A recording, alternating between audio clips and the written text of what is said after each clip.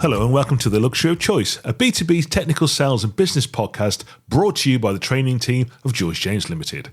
My name is Steve Vaughan. I'm a senior sales trainer at George James, as well as the host and producer of this podcast. This is another of our mid-month interview shows where I interview a subject matter expert on a topic that we think you, the listener, will find of interest and value. Today, my guest is Jiteen Ahmed, who is Head of Technical Services at Aston University in the College of Health and Life Sciences. He's also the chair of the laboratory group at Southern University's Purchasing Consortium. Jiteen, how are you? I'm fine, thank you, Steve. Not too bad, thank you. Yourself? I'm very good. Well, I've got a bit of a cold, but hopefully we'll get through this without me having a coughing attack. But thank you ever so much for coming on the podcast today and joining us. And I believe it's your day off, so thank you especially for doing that in that case. It's not a problem at all. Not a problem. Very good of you. So, what I really would like to do first of all is just get a little bit about your background. So, obviously you've got a senior role at Aston University and other roles which we'll come on to as well. But, how did you get into that? What was your background that got you into the role that you do now? So, around about 98, I undertook an apprenticeship. So, it was probably called the modern apprenticeship them days, which was to support the technical services. So, I always wanted to be a laboratory technician. So I undertook this apprenticeship and then got offered a permanent contract in year 2000 and then built my way up, or grew my career up, if you want to call it that way. So I became a team leader midway through that 2010, then became head of technical services in 2019. But along the way, I've taken on different roles, different experiences, a different set of skill sets, so like health and safety, procurement, management, obviously the scientific skills as well as I was going along. Sure. So you've been at the university quite a number of years. So yeah, 26 years. Wow. I think the longest I ever stayed at one company was 10, but that's another story. So on a day-to-day basis then, I'm sure there's no such thing as a typical day, but what would a typical day be for you in terms of your normal day? Yeah, I think my typical day consists of, obviously, so I'll be checking in with the technical teams to see how things are going. We have a variety of different technicians who support the College of Health and Life Sciences, so they'd be supporting our programs such as biosciences, pharmacy, optometry, psychology and medicine. So and then alongside that we've got nursing, neuroscience and audiology. So we've got a variety of different programs that's running on. So that would start with that, checking with the team leaders to see how things are going. And then, of course, it'd be involving, it could be, for example, reviewing risk assessments, biosafety risk assessments could be involved. Or it could be, for example, looking at capital purchases. So we are doing some refurbishments. We've been doing some refurbishments of laboratories itself for our teaching programs. And alongside that, obviously, looking to buy large-scale equipment. So you're looking at fume hoods, you're looking at HPLCs, dissolution testers, to setting up facilities for research, so looking at the needs for the research facilities itself. And again, that's, it can be small stuff all the way up to the big stuff. So it could be like meeting with estates teams to sit down and look at how we need to get the facility designed to incorporate the equipment we need. So, and then you've got to think about the health and safety regs and all the rest of it alongside that. But so that could be my typical day. It always varies, unfortunately. So it could be, for example, one day I'm in meetings all day, or it could be, for example, I'm involved in sorting out things here and there. I'm very passionate about our technicians, so I do quite a bit of work on the technician commitment, for example, and sit down and think about how we could do career pathways for them as well. So it's a multifaceted role, certainly. Yeah. We probably just alerted lots of salespeople listening to this in the podcast that you're in the market for lots of equipment by the sound of it. So you might get a few phone calls as a result of this podcast. So probably some LinkedIn requests. Apologies for that. So let's just roll that right back then. So it's interesting what you just said about the university going through some refurbishment, and what's the process? How would a university start that process? So I guess it starts right at sort of vice chancellor level, would it, or where would that sort of initial idea that says we're going to refurbish part of our department? Well, it will start probably at the college level for us. Okay. So what would happen is we'd need to identify the needs. So, we need to refurbish a facility. We need to build a new facility. So, for example, our teaching facilities, the pharmacy one, for example, we're moving it to the 5th floor. And alongside that, we're making it more inclusive. So we're looking at, rise fall benching, walk-in fume hoods and things like that.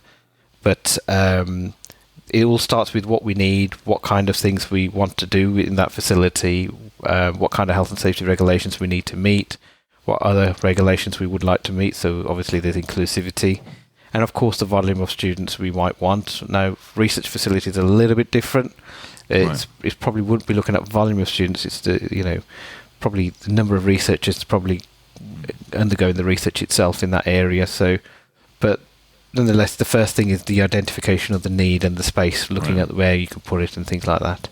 Okay, and I guess the need would be obviously the need to refurbish, but also from the university's point of view to attract more students, possibly from a research point of view to promote the university as a which it is as a leading research facility globally, I guess, really. Yeah, that's right. I mean, I think the thing is, you can't stay still. Every university has to invest, and every university has to, keep up. Not only because of the students, but obviously because of other regulatory reasons, but mostly because you just want to make sure it's all looking good. Students are paying tuition fees, and the last thing you want them to walk into is a dated facility from the 1980s, and they're thinking, well, hang on, I'm paying this amount of money, and this looks really dated. Doesn't look like any of that money's been invested in. So, of course, it's important to do that. And I think one of the things I'm proud of Aston, and I think I say this for every university, is that we do that. We spend wisely with student funding and money. Absolutely. So going back to the 80s, that's when I was at university. So what is the time period then? So the university, has identified this need. What is the time period that from that identification through to actually talking to the people who listen to this podcast, suppliers, sales managers, salespeople, and going out and looking for what's out on the market? How long would that take? So we probably would do a bit of supply engagement. So in other words, you want to first find out what is out there. So, you may have an idea okay, we would like rise fall benching, we would like walk-in fume hoods, but what can suppliers provide you? And also from a sustainability angle, what kind of equipment can they provide that are more sustainable? You don't want to just go out and pick up a catalogue and go, right, that'll do, and that's what we want. You want to also know what service agreements they can provide for it. You want to know, does it meet the needs, the requirements of health and safety and things like that. So sometimes what you need to do is first do a bit of a supply engagement with suppliers. So when we were doing our pharmacy facilities, one of the things I did was I started to engage with our suppliers. So, for example, we engaged with I'm allowed to name brands, by the way? Or Absolutely. Yeah, brilliant. Absolutely. Okay. Yeah. So I engaged with Agilent, for example, to get the HPLCs because we've already got Agilent HPLCs in our teaching facility. So for contingency and continuance, if that's the right words, we wanted to make sure we stayed with those HPLCs so that the students were familiar with what they were working with. Sure. So we engaged with them. We engaged with, I think it was Total Laboratory Supplies or Sales for the pharmaceutical equipment. So we engaged with a variety of people, and we also needed to know the lead times as well. So, because when you're doing these kind of things, you kind of need to project manage the lead time so that, you've got it built in. Otherwise, you can't just place an order today and hope it arrives within a few days. It doesn't work that way, does it? Some equipment take 12 to 16 weeks, so you need to plan that in, and then you've got the installation and commission that you need to also factor in as well. So and have it all open and ready. The fact that you've got to deliver it to the facility. Yeah, and I was going to say, have it all open and ready for when the students start roll up as well after the summer. Right. Yeah, very complicated. So I know you're involved with the Southern University's Purchasing Consortium. So could you say a bit more about, first of all, what that is, and then how your role interfaces with that? Sure. So I started being involved with them in 2005. I was an end user representing Aston on the Southern University's Purchasing Consortium. And I attend the laboratory group, so we have a STEM Ed category group, really. So, I think it was in 2010, I put myself forward to become the chair of that. Now, the Southern University Purchasing Consortium is it's a collaborative work between universities itself. So you're looking at universities such as Aston, UCL, Cambridge, perhaps, and Oxford, a few others. But what I'm trying to say is it's a group of universities working together to create framework agreements to get value for money. Because, as I mentioned earlier on, one of the things I'm particularly proud of with the university is we always spend our money wisely and in the right way. And in order to do that, you need to get value for money. Absolutely. So these framework agreements give you that value for money angle. and ensure that your terms and conditions are right, that you've got every angle thought of, scientist support, sustainability, warranties. The list goes on. Yeah, absolutely. I've been involved in negotiating those in my time in years gone by, so I totally understand the framework agreement. But in terms of companies listening to the podcast, salespeople, if I wanted to sell into Aston University, if I'm not on the framework agreement, does that lock me out, or does that make it just more difficult? It makes it a little bit more difficult, if I'm honest with you. So to give there's a yes and a no answer to this, I say. So if you're a bespoke company, which is bespoke with their technology, let's just say you've created a piece of kit that isn't on, something that you can get via a framework supplier, and it is so unique to the research itself, then obviously you would go out, and whether you'd go for a tender, obviously depending on the value, or you go for 3 quotes, depends on the value, of course. The yes bit is if, for example, you're very similar. Let's say I'm Joe Bloggs and I'm selling PPE, and there's a PPE framework already. Then yes, it is a bit more difficult in that sense. So what you tend to find is that our preference is with the framework agreements, and that's really because we want that reassurance that we're doing the right thing. And sure. And if I could tell you some horror stories of where end users have gone to the wrong company, and then they come back to me and gone, "This powder is not what I thought it was. I thought it was flucoxacillin, but it's talcum powder." And this proves why you want a framework agreement. Absolutely. In the sense of framework supply. So, but also our procurement departments or teams will be encouraging us to use frameworks as well. So it is a yes and a no answer depending on the type of thing. So science is a very unique thing in the sense that it's not like stationery where you can direct everybody to a Lyrico or an Office Depot framework. It's very unique in the sense that the technology is always very innovative. It's always moving. It's always changing. And as a result of that, sometimes there is a supplier that will be out there that produces something really unique. Yeah, and for whatever reason, it has a benefit for your scientists. It makes things quicker or faster or more efficient or whatever. So there's a good justification for going that way, certainly. Yeah. So if I wanted to sort of come to the Southern University's Purchasing Consortium and say, hey, I'd like to be on a framework agreement, what would the process be for that? How would you do that? So there are several different portals, if I remember correctly. For example, there's Sell to Wales and Find a Contract, for example. Okay. And what you would do is you would register on those portals you would look on those portals to see what framework what framework agreements are out there. You could also approach the consortiums directly and say, look, hi, I'm Joe Bloggs and I'm selling this, and I'd like to know how I could get onto your framework. Sometimes, locally at a university level, I've had suppliers come up to me going, how do I get onto these frameworks and what do I need to do? And I'll always say, look, next time we're doing something like this, we'll let you know. So we can, keep the, at least then you've got a fair idea of what's happening and when it's happening and things like that. And it's worked quite nicely because when I think back in 2005, we had one supplier on a framework to now 10 to 15 on another framework. So, and that's allowed multiple suppliers to be on a framework and benefit from being on a framework agreement. And I think it's also because of the fact that we kind of go, sorry, you've got to be a framework supplier. That leads to people going, okay, you know what, I'm going to go on a framework agreement or try to get on one. Yeah. And as you quite rightly say, there's a process for doing that, and if we don't ask, we don't get it, I guess, really, as a salesperson, certainly. So if you're going out to buy something like HPLCs, as you mentioned, or capital equipment, I guess that would normally go to tender now. Is that a tendering process? It depends on the value. Okay. So I may sound complicated when I say this, but the first thing we have to do is get approval from the Central University. So of course, we have to go through various things, like we have to engage with our health and safety unit, our finance department, our IT department, our estates department, just to check that we've got and the procurement department, just to make sure that we've followed the right route. So estates, just to make sure we've got all the necessary power and everything. Health and safety, regulatory needs are met, and so on.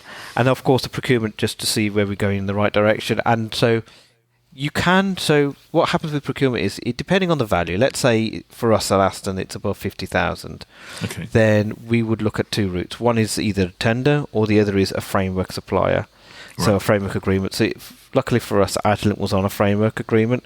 So it was easy for us to utilise a framework agreement as opposed to go out and tender. Sure. So you can do it that way. Again, if it's something totally unique, let's just use an OCT, for example, which is something they use in the optometry department. Then obviously we would, and there's no framework, then we would go out and tender. So there's differences in different ways. And I think what was really interesting, what you just said there, really, is what goes on before even the tender would even be thought of. Really, all the different departments you've got to interact with, as you say, health and safety, finance, all those different people. Really, it's the right way. I mean, I think it is the right way. I mean, I dread to think how it was before, but I mean, for us, I think it's the right way in the sense that we really don't want to breach any health and safety, for example. We don't want to breach procurement. No. And the estates thing is so the right way because if I told you a story where somebody bought a dishwasher and didn't realise they needed a different type of connection and this, that and the other, and then you realise afterwards maybe I should have consulted estates first, so these things happen, and this is why getting involved with your stakeholders is important. So the procurement purchase of even a piece of equipment doesn't just become a singular person's decision. It's multiple people's input into ensuring you've got the right specification. Like I said, I've been here 26 years. I could tell you some horror stories, awesome stories of where things have gone right and things have gone wrong in that sense. Wow, yeah, I can imagine. And one of the things we do with sales team is make them, in the training, understand that it's not just the end user they need to deal with. It's people like yourself, it's health and safety, it's all the different stakeholders, the jargon that they need to be aware of and interact with, certainly. Yeah. So in terms of, you must interact with salespeople, sales managers a lot in the role that you have, really. Yeah. What is it you want from those kind of people? What is, from your perspective, great behaviour, and what is it you don't want from people listening to this podcast, really? So I think the great behaviour is when sales managers, sales reps, whatever the role is, when they are listening and actively listening and actually going, okay, let's work with you and meet your needs. So, the last thing you want is somebody sort of sitting down and going, so, you want an HPLC, and then they don't listen to the other bit. You want an autosampler and you want a fluorescence detector and everything else, and something else comes up. But the other thing, what would be good is when sales people talk to us, what I find really beneficial is the holistic approach. So when they say to us, have you thought about this? Have you thought about this? Is your university really keen on sustainability? There's this piece of kit that's more sustainable. Are you looking at inclusivity? Because if you are, then this, for example, this biosafety cabinet could be rise full. So it could be on an electronic thing, and you don't need to do commissioning every time you adjust the height of that. Okay. And actually coming in and seeing the facilities itself is really handy. Actually coming in and meeting the end users, and I'll tell you, the best group of end users to meet is the technicians. The technical staff are the most amazing people. I'm one, so I will always talk highly of being a technician, but I will tell you that their knowledge is amazing. They know everything completely. And anything, and they can tell you straight to the point what they want and how they want it. So it's always, I would say, the first thing you ought to do is, go and see your academics, your professors and your doctors and things, that because they are the ones putting in the grants and they are the ones thinking about what piece of kit that will support their research activity. But also go and see the technicians, because the technical staff will be the ones who go, have you thought about a service agreement? Have you thought about this? Have you thought about, where you're going to fit this in, the cooling requirements of the equipment, so on and so on and so forth. Whereas the academic, it's a bit like, this weekend my wife bought a MacBook, so she was really happy, and the first thing she looked at was, I want this one. I was like, okay, but have you thought about the size of the MacBook? And she was just, I just want the MacBook. so, and that's the thing. So academic staff, bless them, are the best. I think the most amazing people in the world. They're the most knowledgeable people, and I'm very blessed to work with some brilliant people. I'm sure. But of course, their main focus is what can I get to make my research work. Whereas the technicians and the technical staff will be looking at a wider box, going, not only what can you get to get the research working, but for this piece of kit to last for the many years that you need it to be. Yeah. I think in terms of what I don't like, I guess it's one, I've had cold calling. I really, I think recently I was sitting in my office and somebody knocked on the door and said, hi, I'm so-and-so from such and such university, it's not such and such university, such and such company. and I just like to sell you my products. And I was just like, but okay. and for me, the reason I don't like cold calling is because, if you've travelled all the way from a long distance, let's say Leeds, Manchester, Scotland, wherever, I want to give you the time. And if you come in cold calling, I can only give you probably 5-10 minutes because I'm in between meetings or in between activities. Well, you're a busy guy, clearly. Everyone's busy, to be fair. But I mean, sure, yeah. but I want to give that person a fair chance and sit down and listen and understand. And unfortunately, when somebody comes up on your door and goes, "Oh, I've got this, and I just need 5 minutes of your time," unfortunately, that 5 minutes of the time, I'm already irritated because I'm thinking, "Why have you come here?" And I'm not. Yeah. I'm zoned out already. Yeah. The other disrespectful, really, isn't it? Really, I think to just sort of expect you to just walk into somebody's office and say, "Hey, I'm going to come and sell to you," I think is lacking courtesy, really. It is, and then you've got the other type who are persistent. So if you ever watched Terminator 2 and saw that metal robot just run after you like no man's business, and then you sort of say, "Look, just give me a few minutes," And I get it. I mean, I really do understand because I've spoken to sales reps. I go for coffee with them, sit down, and they talk to me and say, "Look, I've got to meet my targets. I've got to go to my boss, and to get this deal for you, I've had to get sign off from my boss, and I really want this to work for us all." And the problem is, I think you've just got to understand universities have their various mechanisms of procurement. Absolutely. And it's not just a matter of pick up a piece of equipment and go to the checkout and press pay. It's going through the frameworks, tenders and whatnot to then enable it to happen. So we need to work with the sales reps a little bit and advise them and say to them, actually, look, when it comes to the first initial contact to actually the placing of the order, it may take 3 months, may take 6 months. In that time, prices may fluctuate, so we may need to think about that, and of course all those sorts of things. But at the same time, we need people to be patient. But then there are times I've had sales reps who come up to me and go, "Well, I've got you. I want to talk about this as well, and this and this and this and this special offer and this amazing offer." And I'm just like, "Yeah, now it's diluted where I wanted," So it's those things that annoy me. But then there are the ones who'll sell you the equipment and then say afterwards, "Oh, by the way, there's the accessory. That's something else you should have, and that makes this work." And I went on a honeymoon and came back, and then one of my lecturers bought a plastic molding machine. And it's an amazing piece of kit, and unfortunately the company hadn't mentioned to the academics, so it wasn't the academics' fault, it was actually, in my opinion, the company's fault for this, that she needed a chiller to make it work. And I was just like, right, see, this is why you need the technical voice in this, because actually the technicians can say, well, how does this work and how does that operate? But unfortunately, we had to pay, it wasn't that much, but a bit more money to get the chiller in. But you've still got to find the money and get approval for the money and all those things. Exactly. So I think there's lots of really interesting points there in what you've just gone through, Jiteen. If I could just get back on some of those, really. I think, I totally agree with you about banging on somebody's door and walking in. Salespeople do have call targets, the calls are expected to make by their managers, and sometimes they're quite tough. But I think, having spoke to you now for 20 minutes or so, I think if I was to give you a call and arrange to make an appointment, you'd see me, because you're an approachable kind of guy, really. Obviously, if there's value in it for you. Pick up the phone is something we talk about a lot on this podcast, really. And also, I think the point you made about the technicians, and I totally agree.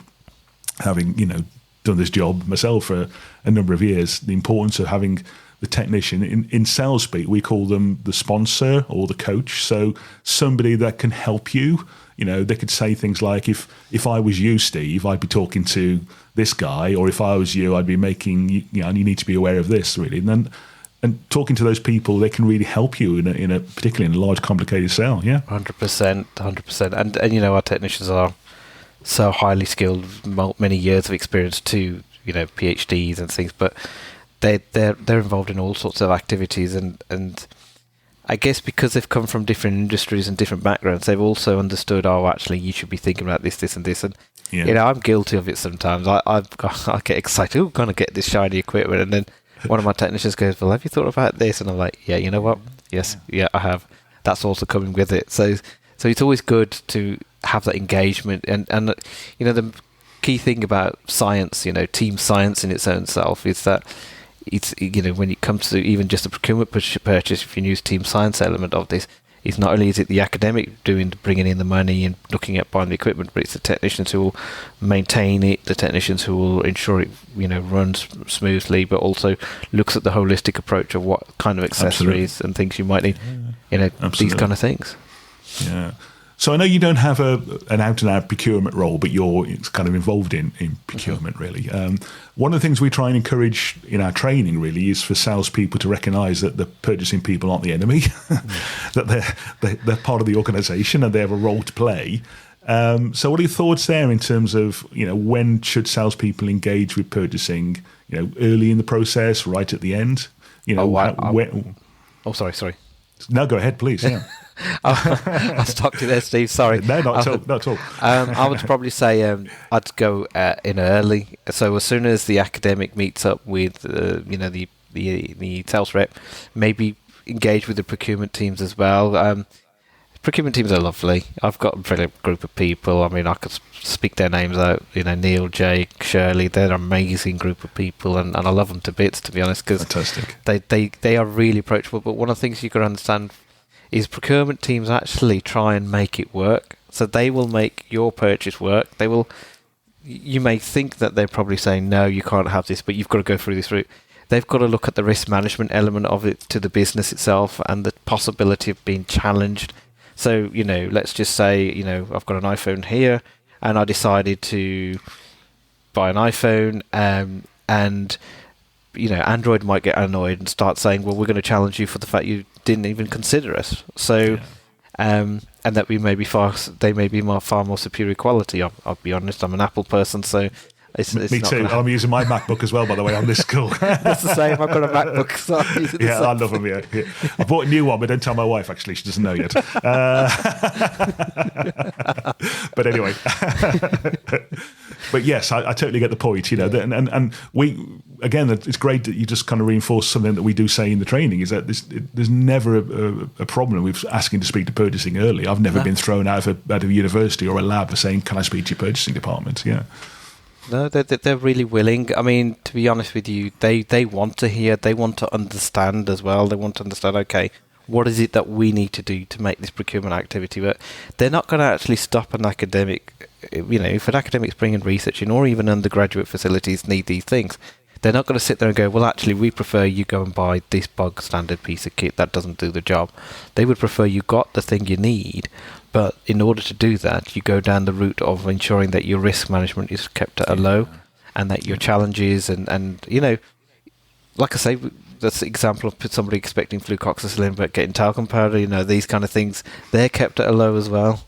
Yeah, and what purchasing can't do, is negotiate a deal with the supplier that can't meet the needs. The worst thing they would do is, if your lab is buying, I don't know, methanol, and they negotiate a supplier of, say, methanol that can't deliver, you can imagine how unhappy your lab staff, your technicians, and your academics will be. So, 100%. 100%. They do work with us. Which is a good thing. So purchasing aren't the enemy, guys. No, they're not. No. They're the friends. And actually, things have changed a lot with procurement. So, I've been involved with the SUPC since 2005, and we have an agreement called the Inter-Regional Laboratory Agreement, which is the Chemicals and Consumables Agreement. And that's evolved over a period of time, and it's evolved because I think we've understood better the market, we've understood how to engage with suppliers, and we actually engage with suppliers very early in framework agreements now. So what we do is we have a supplier review or engagement day way before we actually put out a tender, because one of the things we want to do is hear from the suppliers what their barriers are to actually coming onto a framework agreement. Now, sometimes we can't just say, all right, we're going to forgo this, we're going to forgo this, we're going to forgo that. We may have to explain why we need it, and obviously we've got to think about the fact that it's our end users, our universities that want it. But the beauty of the supplier engagement days is it allows a two-way communication and better clarity for people. And like I say, it's changed frameworks from being one supplier on a framework to 10 to 15 on another one. I think the next one probably will have more. Wow, that's quite a lot of suppliers, actually. Yeah, interesting. Mm-hmm. So one thing that we were talking about before we started recording the podcast is sustainability now, and how that's becoming increasingly more important to obviously organisations like yourselves. Really, I know that's something you've got a particular interest in. So, how important is it for any supplier that's supplying Aston University or any university for that matter to have a sustainability policy? I think it's very important. I mean, the thing is nowadays we've got, there's the UN SDG goals, there are other sustainability goals, and we've got to meet them, and we need to meet them. But it's not a tick box exercise. We're quite passionate at Aston about sustainability, to be honest with you. We've got a great group of people. One of our technicians, he's a real good champion of sustainability, actually, and he did an event recently in the College of Engineering, which went down really well. I don't know if I can mention his name, so that's why I've said technician, so I'll just leave it at that. But I'd love to say his name because he's a really lovely guy. Sure. But of course, our sustainability teams are quite passionate as well. And I think it's really important in the sense that nowadays, when I think back years ago, and I think I mentioned it in the talk we gave, that, in 1998, rarely did we hear the word sustainability. Did we even think about sustainability? The scoring wasn't even considering it. Now we consider it on a larger way, in the sense of, how recyclable is your equipment? How, percentage-wise, percentage-wise of what is your equipment recycled of? When you're bringing it to Aston, what other things can you do? Supply chain, in terms of ensuring fair pay to those who are working. People aren't exposed to hazardous chemicals, and the environment isn't exposed to hazardous chemicals. These are things that are quite important to us because, I guess, one way is the reputation of any institution. If you're if you're aligned to a company that does breach these things, but for us at the same time, we care about the environment. Education establishments really do care about that because we're nurturing the next generation here. Beyond us, they're going to be students coming out there who are going to be really passionate about the subjects they do, but also they're going to be passionate about a lot of things like sustainability. So it's important we also ensure that we support that too. So these are the reasons why it's really important for us, to be honest with you. Sustainability is really, really a big thing now, and it's a big key thing. Universities have loads of schemes as well. So My Green Lab, LEAF, there's different schemes that are going on that support their laboratories into ensuring they meet their sustainability needs. Wow. So it's not just a case of do you deliver your product in bubble wrap or in, biodegradable. It really goes all the way back to your manufacturing, your recycling, and even down to who builds the equipment and how they're treated. And we would feel guilty if we were purchasing anything, whether it's a glove, whether it's a chemical, whether it's equipment, where there are poor working practices, and we're not paying the people the right money that they should do. Yes, we want a good deal, and yes, let's be real, we need to make sure we ensure value for money, but we also want to make sure that people are paid the right salaries and things like that. Absolutely. So if you're a supplier wanting to supply to Aston University and you don't have a sustainability policy, now's the time to get going on it. Yeah. And I guess somebody like you will be able to help them, really, in terms of what they need to do, really. Yeah. And I think the main thing is also reviewing their supply chain. And there isn't a single company that I want to badmouth because that's not what my agenda at all, but a lot of the suppliers are actually doing this. They're actually doing supply chain reviews and looking as far back to see people are being fairly paid, and they're not exposed to hazardous chemicals. Absolutely. Jiteen, it's been great catching up with you today and finding out a lot more about your role and responsibilities. Mm-hmm. I'm sure we could talk for the rest of the morning, but I'm conscious it's your day off. So just one last question for me, if I could. If I'm a salesperson listening to this podcast now and listening to the things you've talked about, what one thing of advice would you give them, in terms of meeting your needs as a customer and as an organisation? What would be the one thing you'd say to them? Work collaboratively. Sit down and work with us, and we will work with you. It is true, the early bird catches the early worm. Is that the right saying? So get in early, and I'd say continually meet up with us and say, is there anything on the horizon? Are you looking at this? This is what we supply, and this is the latest piece of kit.